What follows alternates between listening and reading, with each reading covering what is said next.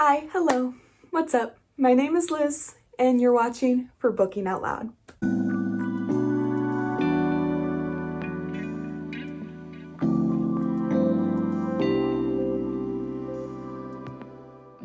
I decided today that I wanted to do the teacher tag.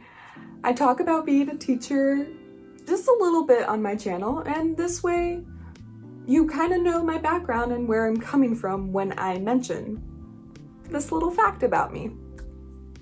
The teacher tag has 12 questions, and I thought since this is technically a booktube channel, with every question I'm going to recommend a teacher development book that I personally found very helpful, or just a nonfiction book that I think is beneficial for teachers to read. So let's get into it. So question 1 is, how long have you been teaching? What grades have you taught? And what is your background? So I've taught all of high school. I've taught 9th graders, 10th graders, 11th graders, and 12th graders. And when I was in my teaching program, I actually taught 6th graders. So not a huge range, but a pretty good range, and I've loved every single grade. My personal favorite, though, I would have to say are the 6th graders that I've taught before, and I really enjoy teaching 11th graders for some reason. They still have that hopeful look in their eye, and they're still dedicated to their work, and they're really looking forward to 12th grade and beyond high school, yet they're really invested into their school, and they want to still have that connection with their teacher, in my experience. So that's my experience, my background. For my book recommendation for this question, though, Disrupting Thinking by Klein Bears and Robert E. Prost. The 6th grade classroom I was in my 6th grade master's program was very much into classroom libraries, classroom readings, getting the kids to read on their own, but getting them to read intellectually, getting them to think while they're reading. And this book really goes into finding ways to get them to stop and think, what are the characters doing? Why does it matter? What's the setting? Why does the setting matter? And it takes a really good deep dive into how to disrupt kids reading, but in an influential way. And I just found it really helpful, and I've tried to incorporate that into my high school plans as well. And they have some really good signposts that I've taken out. And the brain, head, heart is really good in here, and it goes into that. So there's just bits and pieces about this book that I really enjoy, and I really highly suggest if you want to incorporate deep think read into here. And it's really good for nonfiction reading too, so science classrooms would be great for this as well. Question 2, what grade do you teach? And I assume that question means right now. So right now, again, I teach all of high school. I currently, well, that's the next question. So I just teach high school. I am a 9th through 12th grade teacher. That's what I do. It's in my job. So because this question and my answer really correlate, my classroom currently has 9th through 12th grade students in it. So yes, this book is very iconic, and it was required reading in my master's program, but I still find it helpful today. And if you have not picked it up yet, I highly, highly suggest it. It's called The Differentiated Classroom by Carol Ann Tomlinson. She's written a ton of books about the subject, just making sure each kid is taught at the level that they need to be in. And I am not anywhere near the level of teacher I need to be to perfect a differentiated classroom. But this book has a ton of tips and tricks to help level your classroom different ways, to create assignments that have different levels and different steps for kids. And it's a good read. If you haven't picked it up, do it. And if you have read this, I would look into different books that she has written and look at her bibliography for other books that might be better suited to you as well. So question 3, where do you teach, state and city? So I currently teach in Washington State, Vancouver City, the city of Vancouver. It's right across the river from Portland, Oregon, and I absolutely love it. I know, I just like my kids. And since we are currently remote learning, a ton of my professional development books are in my classroom in Vancouver, which I'm not currently in, as you can see. That's where this book is currently, but I am recommending 180 Days to Teachers, The Quest to Engage and Empower Adolescents by Kelly Gallagher and Penny Kettle.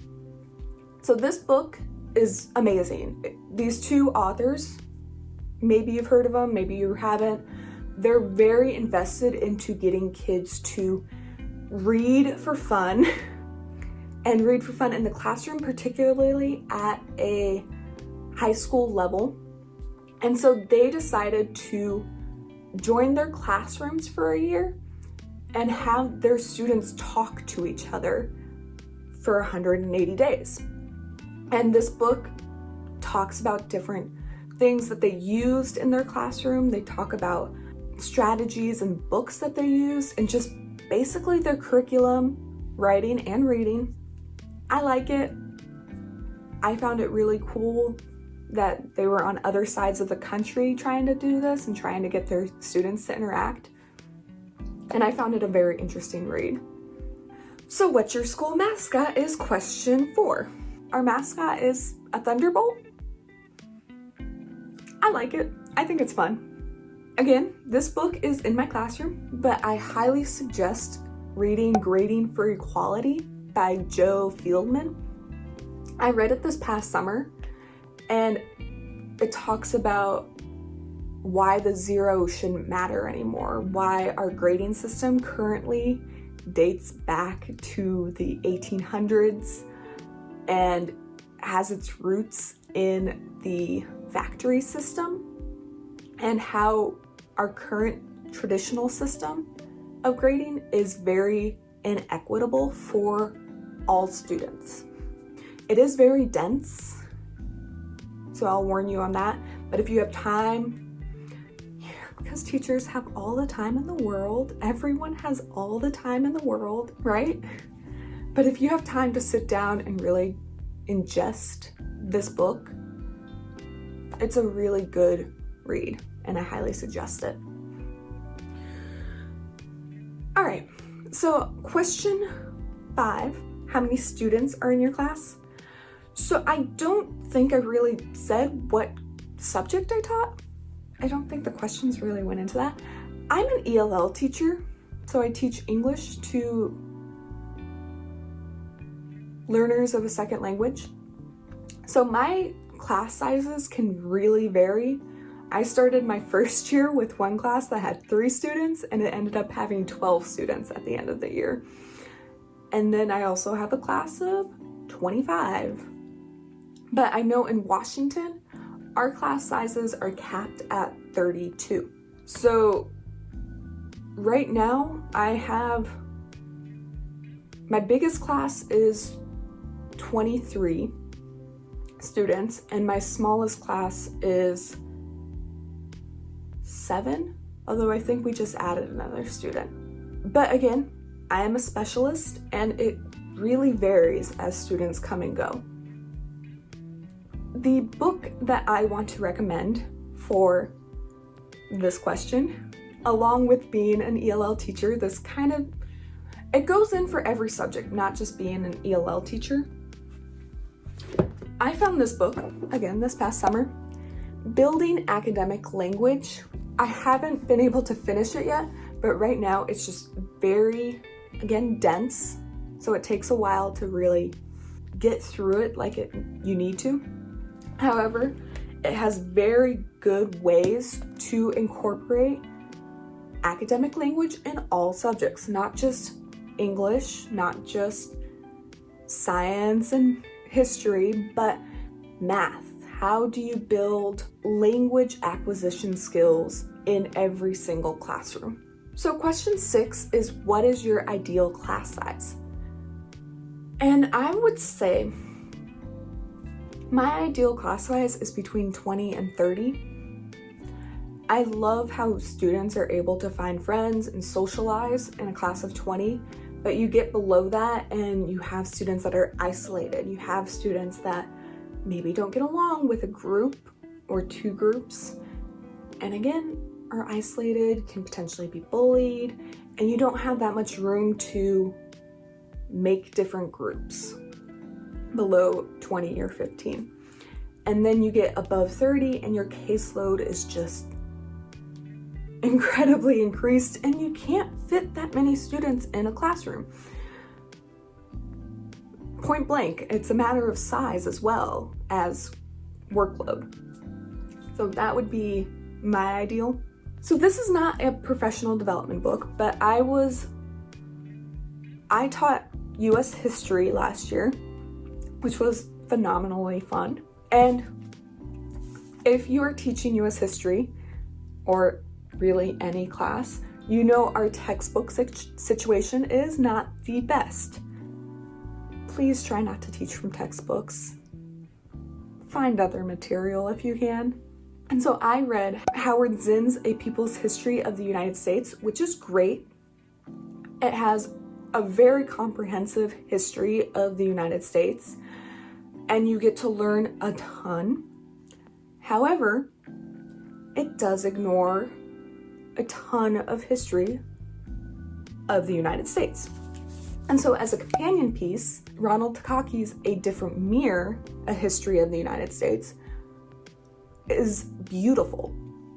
I highly suggest going for both of them if you're teaching US history in any capacity.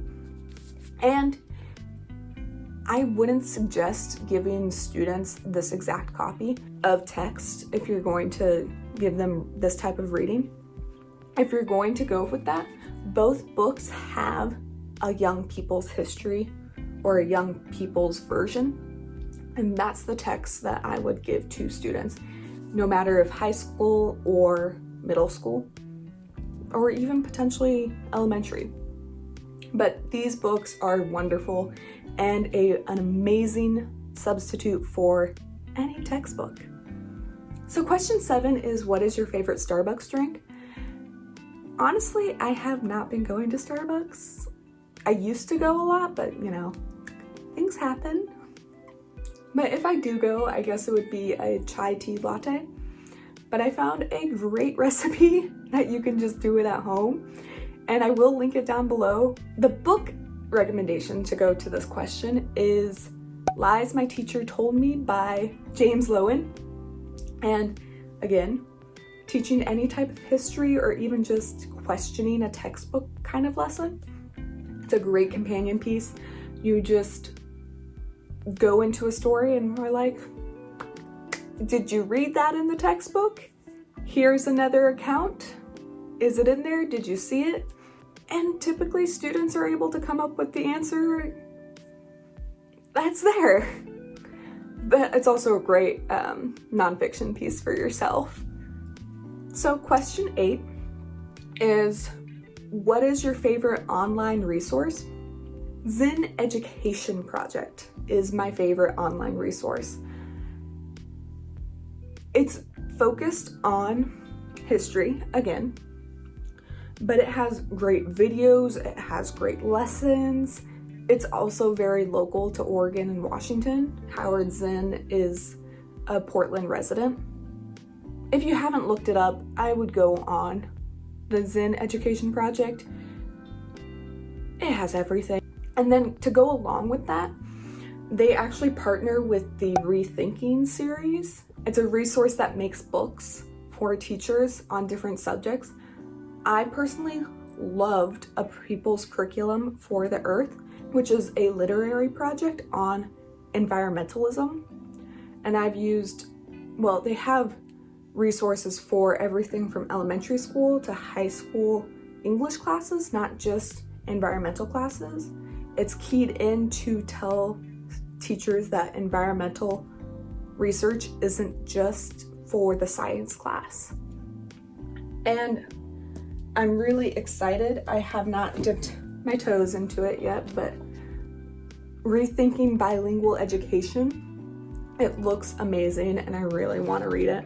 And then I was able to grab Rethinking Globalization from my library right before everything happened last year, and I still need to read it. But I would go online to Zen Education. They'll give you not access, but they'll direct you right towards the site Rethinking Books, Rethinking Education, and they have a ton of resources for whatever your heart desires. All right, 9. Describe your perfect classroom. A perfect classroom is just a classroom students are comfortable being in and want to talk to each other, want to talk to the teacher, and are discovering things for themselves rather than being told. The buzz of students learning and being comfortable. That's what I want. That's all I want in life. The book I recommend for this is called Reading in the Wild by Donalyn Miller. Again, it's a beautiful book on how to get students to pick their own books, to choose their own reading, and to get them invested in reading for fun. So question 10, what's your favorite part about being a teacher? Students. I don't think I have any other answer to that. I just love being there for the students and watching them discover something new or being excited about something. It doesn't even have to do with learning or education. And in saying that, my book recommendation, again, I'm an ELL teacher, so advocating for English language learners, some great tips and tricks. And it's not even just for ELL teachers. Everyone has ELL students in their classroom, and every little bit helps. So I would really suggest picking it up. Question 11, what's your least favorite part about teaching? And honestly, everything that doesn't have to do with students. Paperwork, grading, and meetings. They have to be done though, so comes along with the job. And then the book I want to recommend with this, and kind of goes along with that, is called Culturally Responsive Teaching in the Brain by Zarela L. Hammond. And she talks about how you have to be there for students in all aspects of their life and why that's important. And she talks about it scientifically as well. If you haven't read it yet, I really suggest you read it. It's so good. It has some great tips. And it really boils down to just getting to know your students and building that repertoire with your students. All right, final question.